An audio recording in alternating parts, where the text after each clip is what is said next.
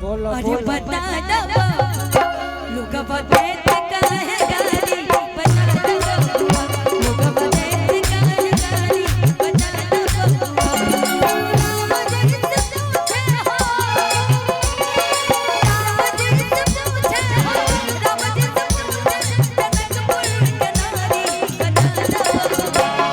बता दो लोग बते काहे गारी बता दो